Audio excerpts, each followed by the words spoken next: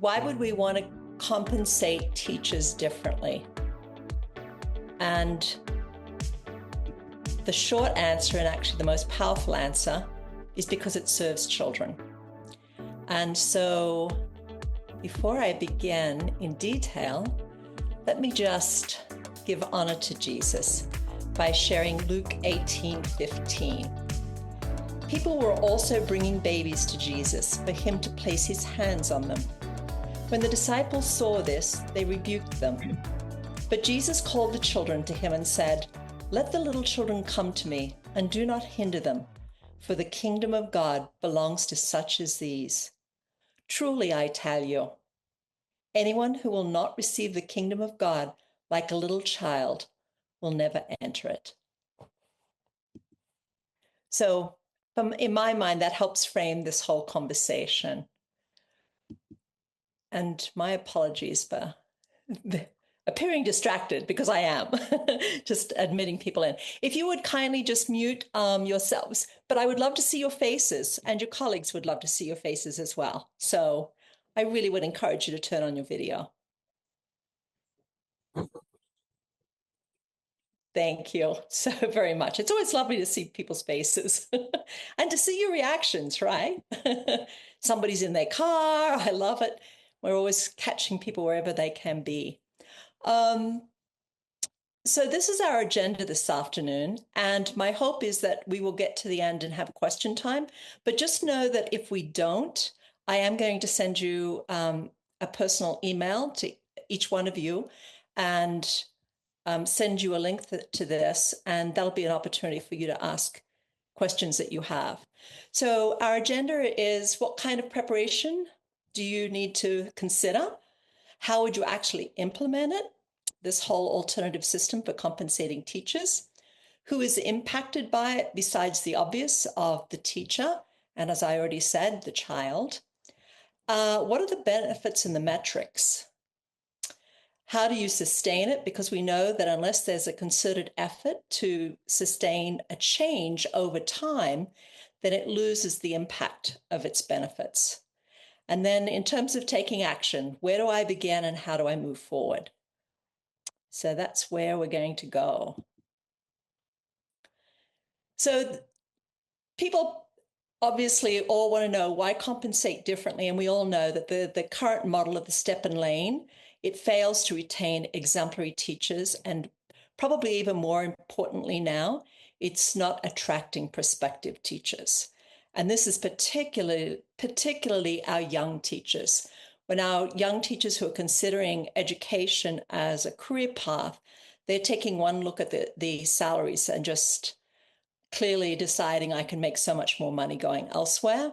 And then obviously they don't have to deal with all of the challenges that education today is providing.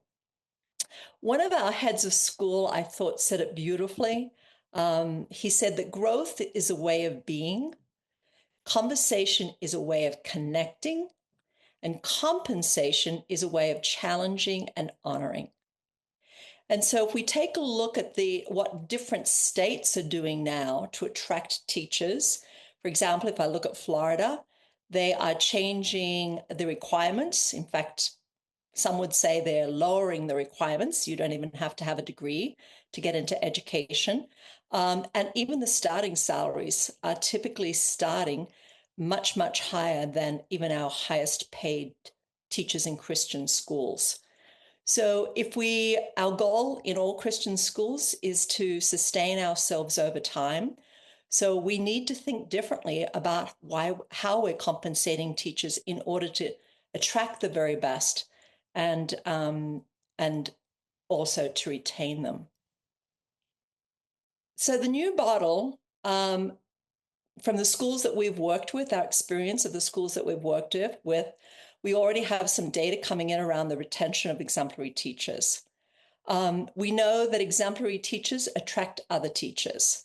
Anytime you have an exemplary person in whatever your business is, they're looking for their like-minded colleagues, and they don't necessarily ask for you in the interview process to describe what their colleagues would be like, but they're immediately looking for their cohort, because without their cohort, they're isolated. And we know that when people feel isolated, they won't stay. They're not an administrator, and yet they don't have a cohort of high functioning teachers. So that's one of the great advantages of really working hard to retain our very best. We know that standards rise when you'll see in the model that by really developing the Christian, what we call the Christian professional learning community, and we do know through John Hattie's research, that's Hattie.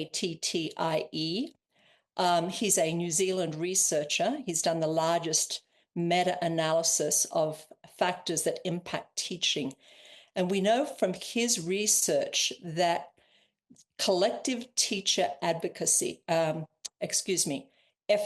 collective teacher efficacy has about a 1.63 correlation, which is significantly high. It's a wow. So when teachers collectively believe that they can have an impact on children, that's where you see the very promising results around learning and engagement.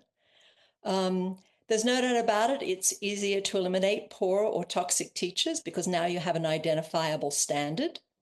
Children are much more engaged because pedagogical practices are shared, both through the Christian professional learning community and through the teacher meetings. And ultimately, every child will be successful. And that's definitely the direction we want to go in. So CSM, engaging CSM in this process, this is a 9-month process and it's 3 visits. You might say, why 3 visits? And the reason is because most teachers will view this as a level 2 change. There will be occasional teachers who view it as a level 3 change of seismic proportion. And it is a significant change, especially if you've been in the profession for a full lifetime. And it's kind of like, why are you changing this on me now? So the first 2 visits really do focus on a teacher administration team that works together. And then the teachers take the work that is done back to their colleagues in a teacher meeting. They seek feedback through like a gallery walk, and then distribute post-its inviting people to question, to comment. And then that feedback is taken back to the committee. So whenever you have a significant change, the process honors the people who will be impacted the most. It cannot be rushed. Sustainable change cannot be rushed. We know that from everything we see in life. So what does CSM focus on? Certainly mission. Everything we do begins with mission. Most schools have both a mission and a portrait of a child. Some schools call that the portrait of a graduate. CSM advocates for it to be called the portrait of the child because it applies to a 5-year-old as much as it does to a 17-year-old. And these are all children of God, and they're certainly children in the eyes of their parents. And for those of you who may not know CSM well, we use the term child or children because we feel like it has a personal touch to it that creates a different feel than using the word student. If a school already has a portrait of a teacher, or some schools may call it characteristics of professional excellence, that's where we begin. If a school doesn't have that developed yet, that's where we help them. That's our starting point when we go into a school. The first 2 visits, we heavily focus on some budget preparation. We work with the head of school and with the finance department, taking a look at salaries over time, how they might project moving forward. When we develop the budget preparation, we're looking at a 5-year window ahead. We do not operate in this new model. We do not operate year to year. We operate based on the time frame of the strategic plan and the strategic financial management. And that allows very thoughtful planning to sustain the process. Probably the area that is a significant shift is the responsibilities of the academic leader. They change. And I'm going to spend a lot more time on that in a moment. But basically, academic leaders now need to spend a lot more time with their teachers to move their teachers forward in terms of growth. And then the other thing we help the school leader do is we help the school leader articulate the why. And you probably know that as you have developed your elevator speech is never perfect the first time. It evolves over time. And sometimes you need like 5 or 6 renditions of it until it's like, aha, I've got it. So if I just go back to this head of school and take a look, this was kind of what he landed on. Growth is a way of being, conversation is a way of connecting, and compensation is a way of challenging and honoring. And actually, that head of school, part of his motivation in wanting to move forward like this was he said to us, the reality is, whatever money is left over in the budget, I am making subjective decisions as to which teachers receive additional compensation. And he said, I never feel comfortable doing that. He said, I would prefer that I not be the person alone making that decision. And I'd prefer that the opportunity to make additional monies be open to every teacher. So you may be one of those people in that kind of bucket where you have a little extra money and you're doing whatever you can to offer that to your very best teachers. So in Buckingham's book called 9 Lies About Work, he and his author colleague talk about people don't want critical feedback. They're much more responsive to what they call helpful attention. And we have paid attention to that. How do you move people forward so that the change and the growth they make is sustainable? And we know that just telling people what to do doesn't necessarily sustain change over time. They might respond to what you want them to do in the moment, but then they go back to their old habits. So this notion of helpful attention, CSM has given a lot of thought to, and which is the reason we're advocating that the academic leaders, and let me just define academic leader. If you are in a small school and you're the head of school, the chances are you're also the academic leader. As soon as you have an opportunity to hire one new person, CSM recommends and strongly advocates for that to be your administrative assistant. And the reason is a great administrative assistant can free up your time to allow you into the classroom.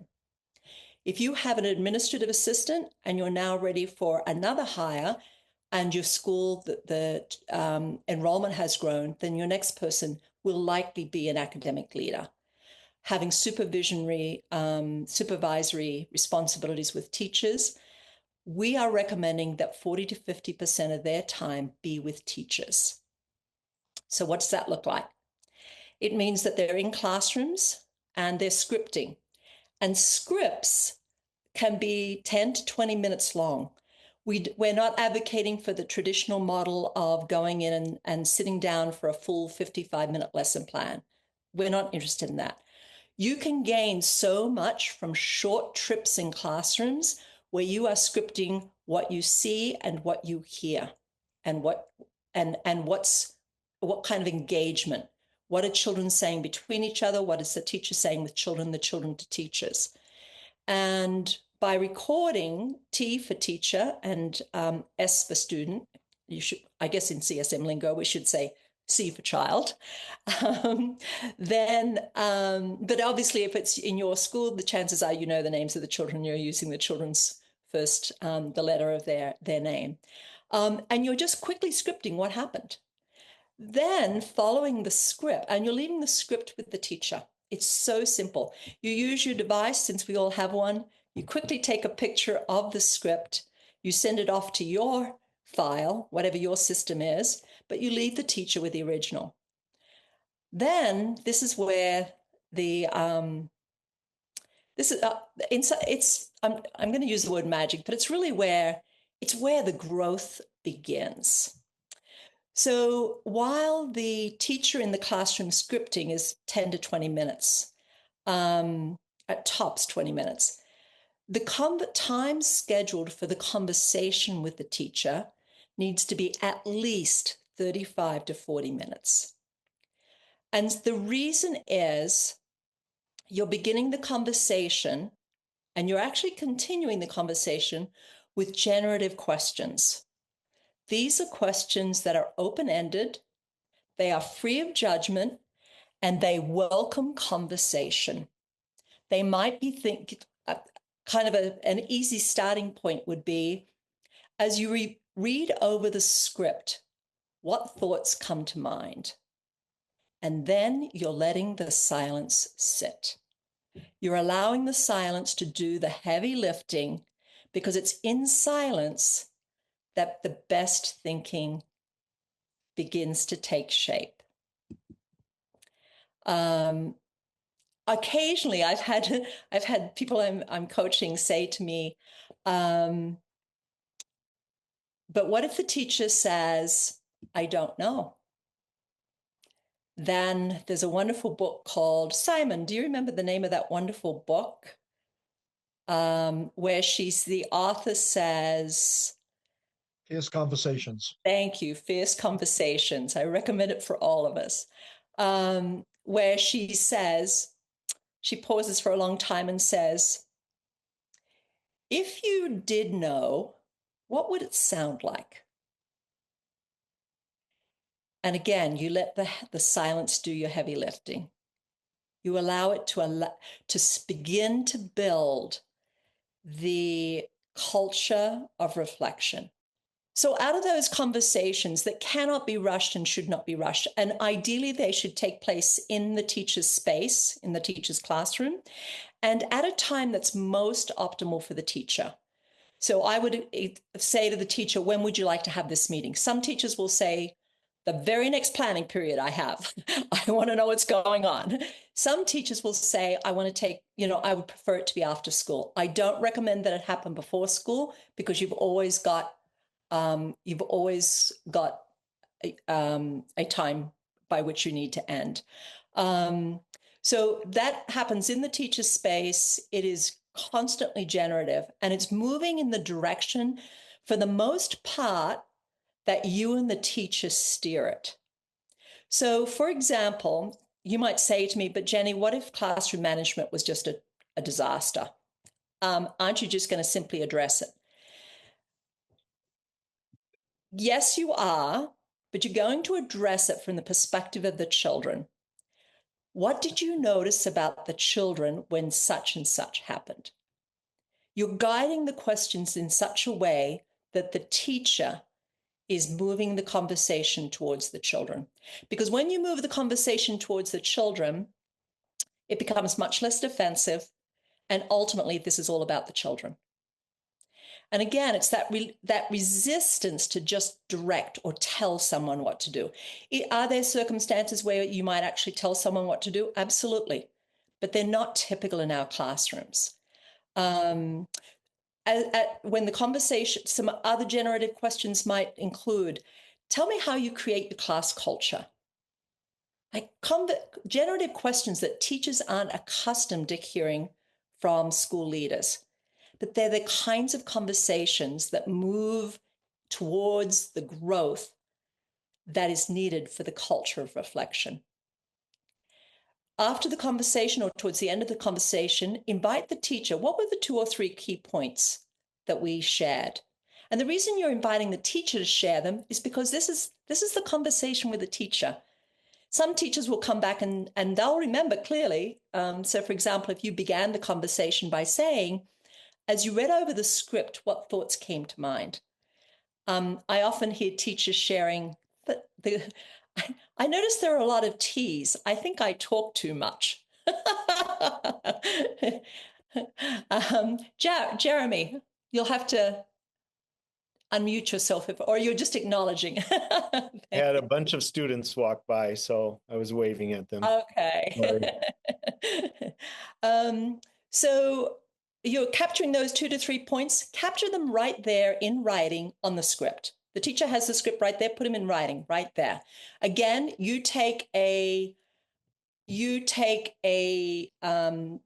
photo of it with your phone and send it off to your system. But you're not using the beauty of this. We're strongly encouraging you not to turn it into a paper trail, not to turn it into a red tape. Don't turn it into one more piece of paper that a teacher has to fill out or that you have to fill out. That would kill it. I mean, if you want to kill any great initiative, it's bureaucratize it. So again, you're just after that culture of growth and reflection. And it's not that you're having conversations after every scripting opportunity. You may have 2 or 3 scripts before you sit down and have a conversation with a teacher. So for example, if a teacher in their professional goal is really working towards student questioning, children asking questions, obviously you'd be helping the teacher guide children to asking questions that are at a very high level. You may go in the first time and maybe it's quiet working time and you're not necessarily observing questions. But if you go in 3 consecutive times and you're still not observing children asking questions, that might be a conversation. I noticed that your professional goal was children asking questions. And sometimes you have to actually say, tell me when I can come back. Give me some times when I can come back and observe doing this. So in terms of implementation, how do you set up this whole system of professional growth, conversation, and compensation that is a real shift away from degrees and ladders and years of experience? So it's important that you have a teacher and administration committee, a committee made up of both. So it would be the key administrators and lead teachers. We start with the portrait of the teacher, and every portrait of the teacher has criteria. Typically, we see 5 to 7 criteria. It may be engages each child at a deep level. That could be one of the criteria. It could be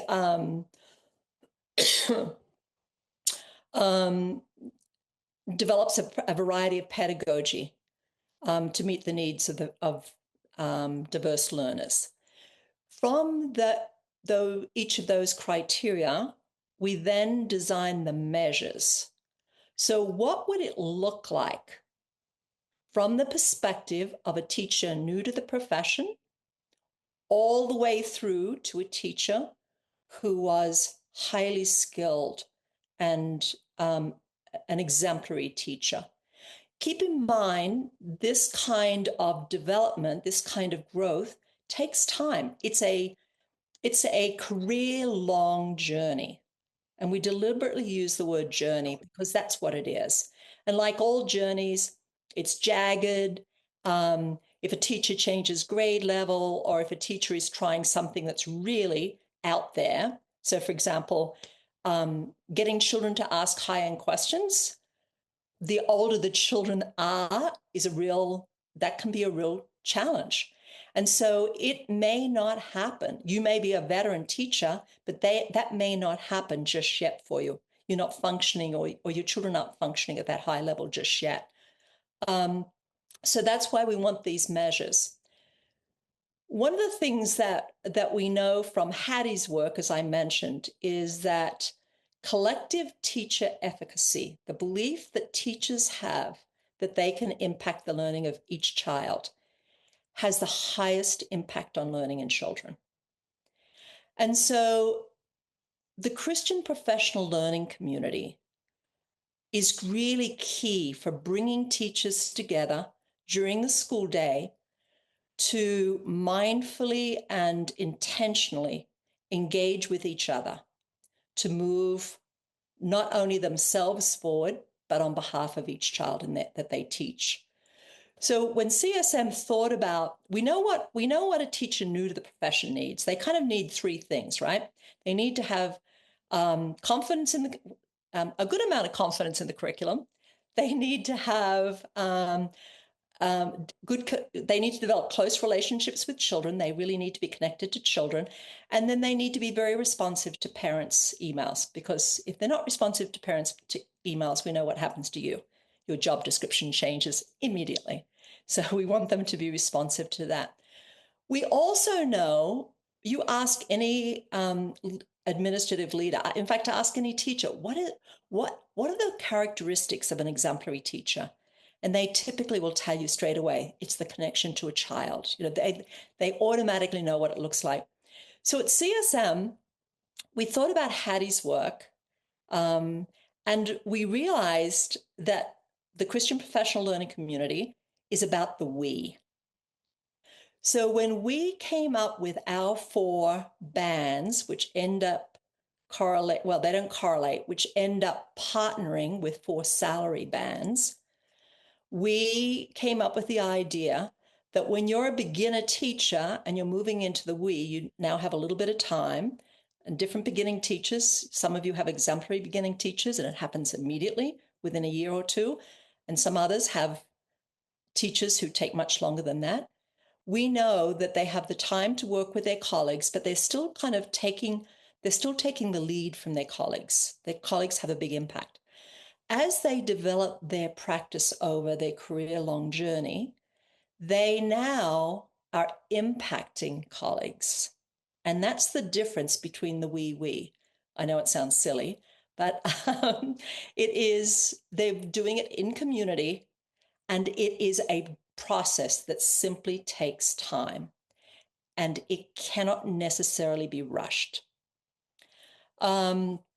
Those teachers on that leadership team then took these measures back to their colleagues in a teacher meeting, and they invited them using Post-its through Gallery Walk to give feedback. And then that was taken back to the committee for refinement. So you can see, because this is a shift and it recognizes that career-long journey, it's something that is just so important.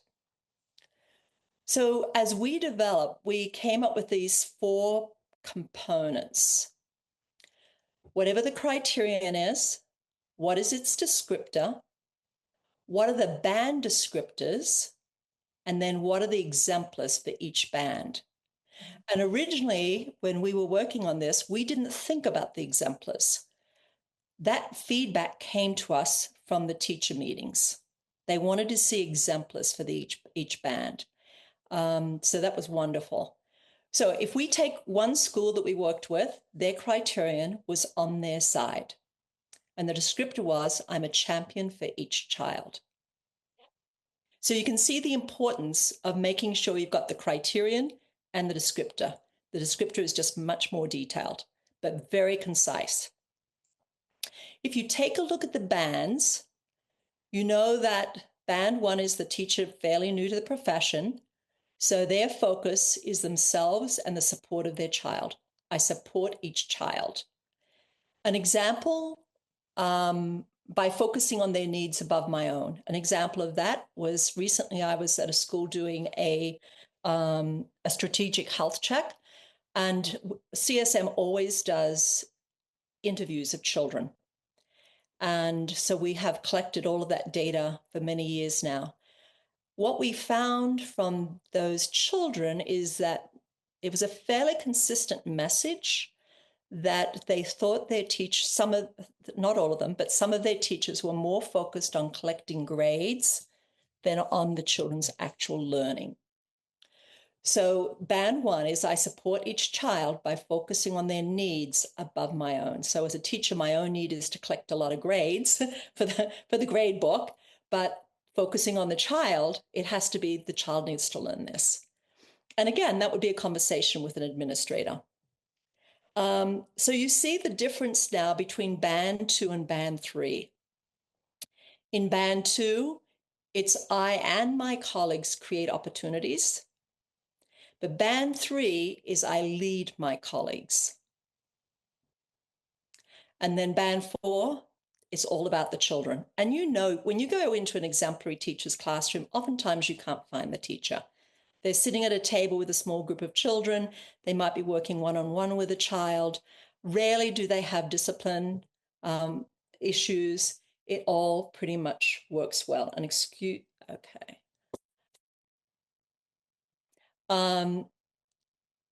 So let's go now to what does an exemplar look like? And I'm just letting in one of my colleagues from one of the schools that we work with. I'm going to invite her in a few minutes. Hi, Becky. Welcome her to share some of her insights from having gone through. They are now, have just finished their 3rd year of implementing this entire system. So here's an exemplar, a different criterion. It's lifelong learners. And this is, what does the teacher demonstrate? So you as the academic leader, like give me some examples of that. So I'm going to let you read, please, just go through them.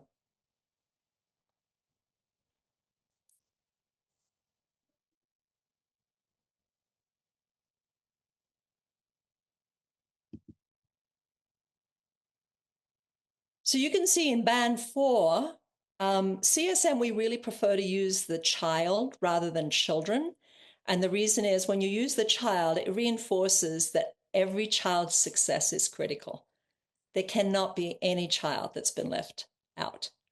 But you see the impact now on the children in the class. They push the teacher to higher levels of performance. And great teachers tend to be highly reflective because that's how they grow their practice. And they're constantly thinking about their children and the impact they've had. You'll notice in band 1, we included the terms over the course of the year.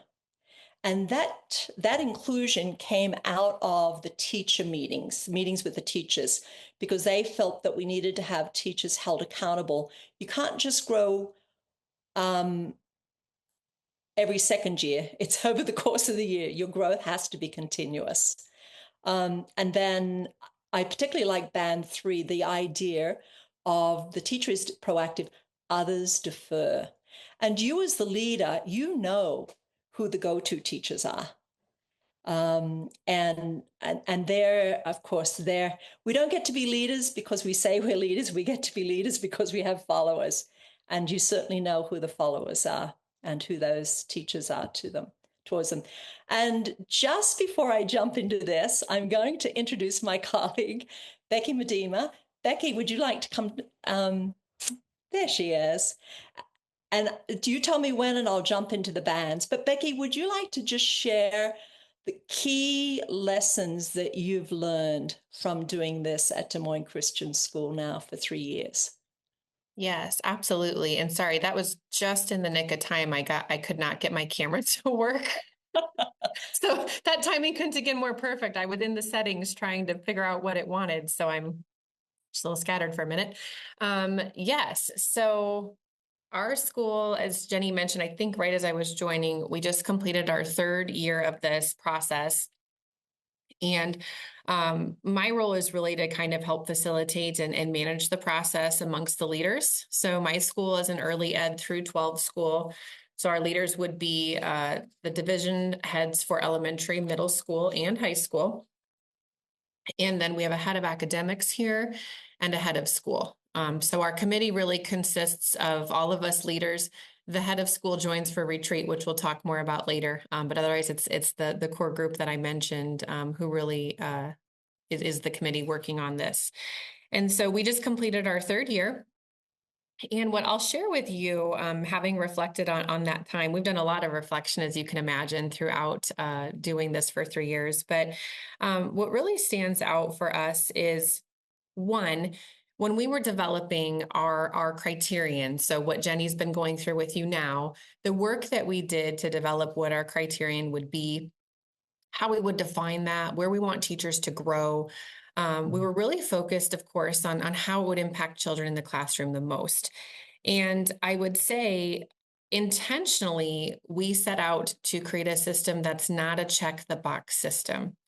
So in other words, I don't know about your teachers, but it's common, right, for them to want to know, well, what do I have to do? Just tell me and I'll do it. I want to check the box. I want to move through the bands. I want to move through the system. And we needed to be intentional to create criterion and a model that wasn't that way, that really focuses on growth over time and recognizes that, as I think Jenny was just saying, you don't just grow some years, or you don't just grow in the first 10 years of your career and then you're there. It's really growth throughout the entire life of a teacher's career and their learning journey. So we spent a lot of time focusing on that, what it looks like to grow over time, and design a model that has a really long runway to allow teachers to grow over time. There is some subjectivity, of course, to this type of a model, and that is something that we had to work our teachers through, and we still work on that. Really, every year we revisit why we're doing this, kind of what the tenets of it are, and what it looks like. And I would say one thing we've talked about is that we need to be comfortable being a little bit uncomfortable in this type of a model, because it is a different type of approach than what many teachers have experienced before. Another key piece of the teacher's professional learning journey is that the growth is jagged. And what we mean in that is it's not expected that someone's going to be a 3 across the board. So let's say you have 6 criterion. We don't expect someone to be all 1s, then all 2s, then all 3s. Like, no, that's very much not the case. It's going to be jagged. And so again, just talking about that, getting your teachers comfortable with that type of approach and understanding, and having everyone kind of on the same page is helpful with that. Another highlight would be the importance of investing in your leaders in this. So I would say that the conversations that the leaders have after observing teachers and just any feedback and growth conversation they're having, that's really the backbone to this system working well. Your leaders need to be capable and comfortable of having those conversations. And when you think about feedback conversations, what we were really encouraged to do through this, and part of this was from CSM, was to ask generative questions. So when you're sitting down with a teacher and sharing feedback, it's very common, right, for them to say, well, tell me what I need to do different. Tell me what I did wrong. And really the approach that we've been coached to take is turn it back on them. Ask the questions, ask them good generative questions, and engage in that discussion and help them kind of find the answers versus just telling them, what it might need to look like. And that can be hard for people, right? A lot of times they're just like, just tell me what I need to know. But what we found is that taking that approach, that's really what leads to the depth of the growth and the conversations. Part of that investment, so what Des Moines Christian chose to do is to invest in 1 year of coaching with a CSM consultant who was familiar with our process and what it looked like. And we chose to invest there so that our leaders could have someone really work with them individually, one-on-one, came out for a site visit, spent time in classrooms with them, and then did a couple of sessions of virtual coaching to really get comfortable with how observations should go. What does it look like? And there's a strategy that they had us use called scripting, where you're writing down everything that's happening in the classroom and then using that for the discussion afterwards. But our leaders, our 3 division leaders, elementary, middle school, and high school, would absolutely tell you that coaching was invaluable for them as we implemented this process here at our school. So that would be an option. If you chose not to go that route, I would say another great resource that we used was the book Crucial Conversations. That proved to be very helpful for us just in thinking about how to engage in these types of conversations. And then another highlight that I would give is just the communication with teachers, what that looks like to roll this out. And what we really found now in our 3rd year, we've done it each of the last 2 years after the initial rollout, is we start the year with the beginning of their meeting where we have a slide deck and we walk them back through again, why this model, what's the focus, what's the process look like, and we will keep doing that. And we have found that investing that time has really helped our people get more comfortable with it, even including our new teachers that have come in since we've launched this model. So stay committed to that communication with teachers, not only in the building and rollout phase, but every year. One little just specific communication thing has to do with this concept of salary bands. Jenny, I think you've got a slide in there that shows the ranges connected to bands. You're up. Okay, thanks. So at our school, we have something really similar to this where you've got the bands and then each one has a salary range. One thing that we found that, quite honestly, we just didn't anticipate was some of the confusion of how this would work. So in our process, ultimately, it ends with a leader making a recommendation for an overall band placement and a salary increase. And then the committee confers and all comes to that agreement. And ultimately, the committee makes that final decision. But anyways, so when a teacher is given their overall band and a salary, we found there's some confusion with that. And so, for example, if someone's a band 1 and their salary is $47,000, we found that our teachers, and not all of them, but several of them, equated it to, oh, like, I've got a long ways to go before I could possibly be a 2. And so there was this unintentional correlation that our teachers created of where their salary falls in the band is indicative of how far away or how close they are to moving to the next band.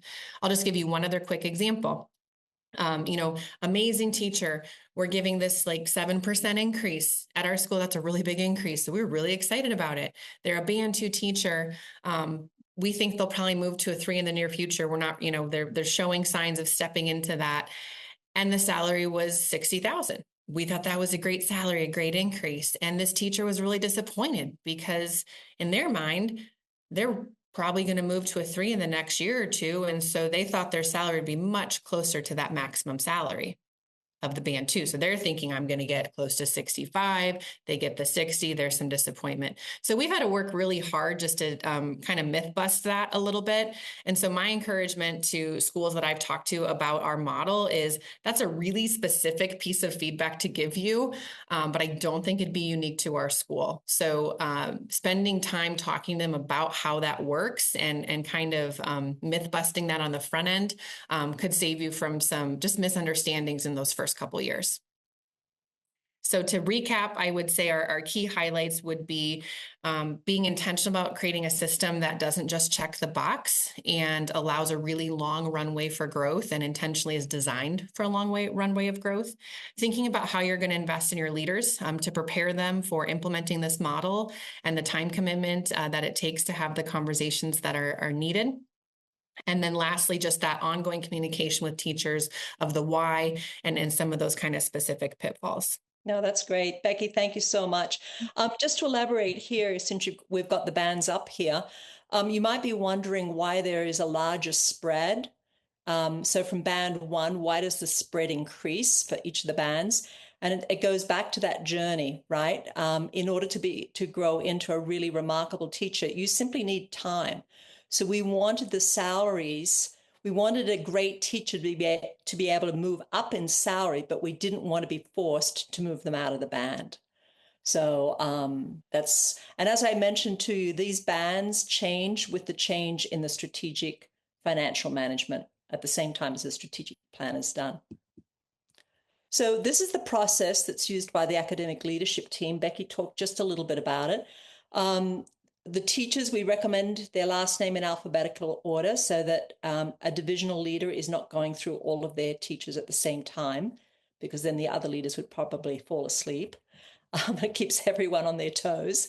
But the direct report shares the band placement for each of the criterion. So we mentioned that they're typically anywhere between 5 and 7 criterion. And then there's the overall band placement and the percentage increase that's proposed. Once that's completed, then the review and the discussion takes quite some time. They do challenge each other. Becky, if you had a private conversation with Becky, she could probably relate some great bantering that goes back and forth around, because you're looking for equity. And then the contract is prepared and the band placement, new salaries given. We have worked with some schools where, excuse me, where they have allowed teachers to challenge their contract. We have also worked with some schools who initially said they would allow that and then retracted it. There are advantages to both, only because we tend to be very transparent. We actually think you honor a teacher by allowing them to challenge their contract. And if they're challenging their contract, they're obviously doing it in writing. It means that they're going to be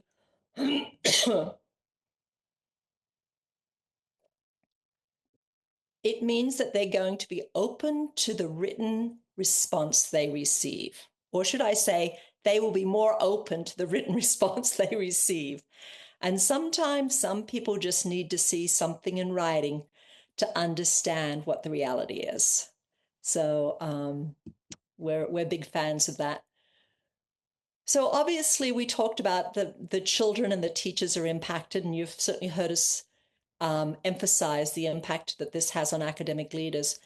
But I want to take a moment now to talk about this huge potential for philanthropic dollars. And if we have any board members here, this is an area we would really, CSM would really invite you to pay attention to. As we've already said, the next generation, as board members, your next generation is your priority.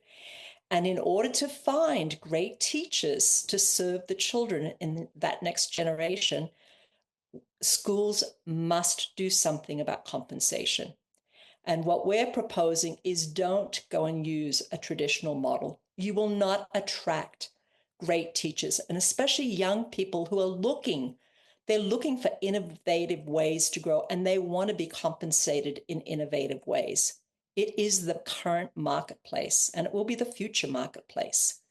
Then this is an opportunity to, you could do what one school did, which is they had a very large donor, very engaged in this. The school still had some debt.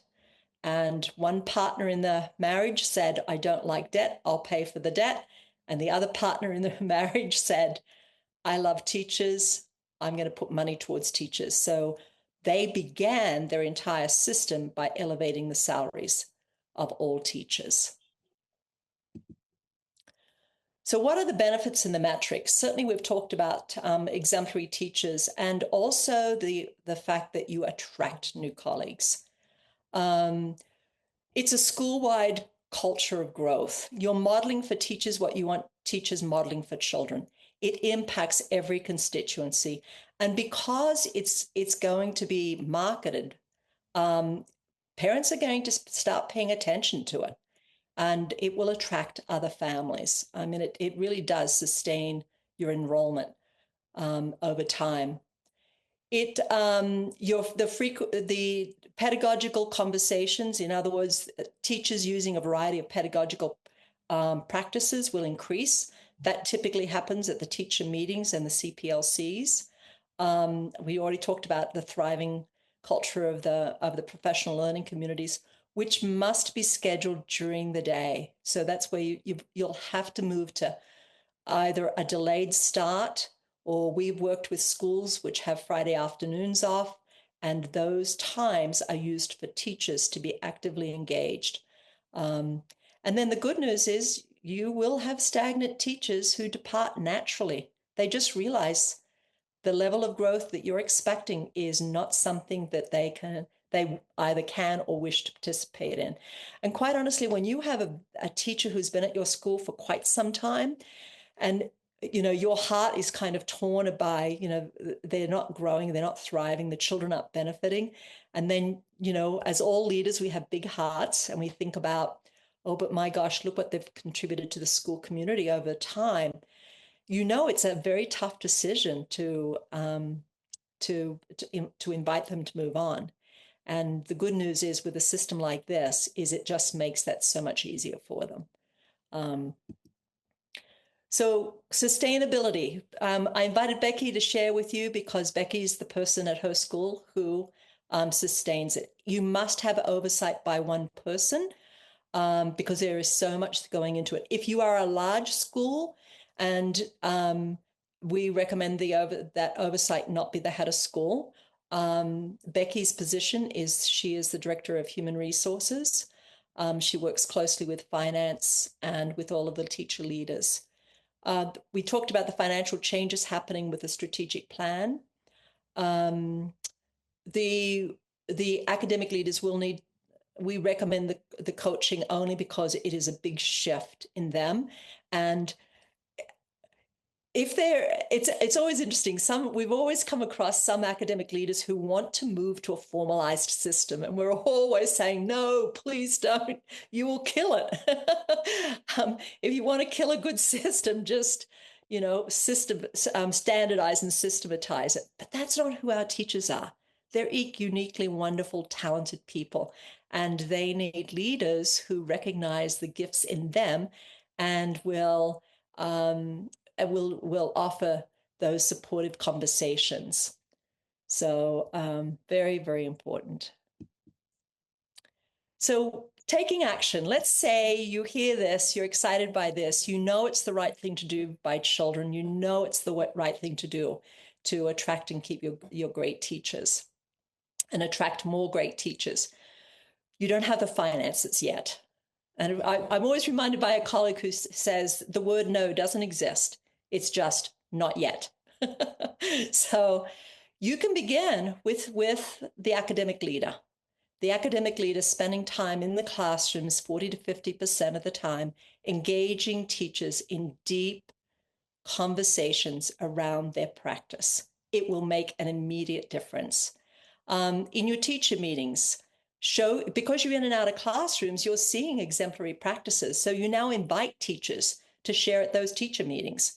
And in fact, one teacher, she said, well, can I bring my kids with me? And it was like, oh my God. And you can imagine what those parents thought, when the children had to go home and said, tomorrow afternoon, I have to participate in a teacher meeting. It was the most wonderful thing. Talk about opportunities for philanthropy. You're communicating all of this through school-wide. It's so important. And then you're celebrating with your new families.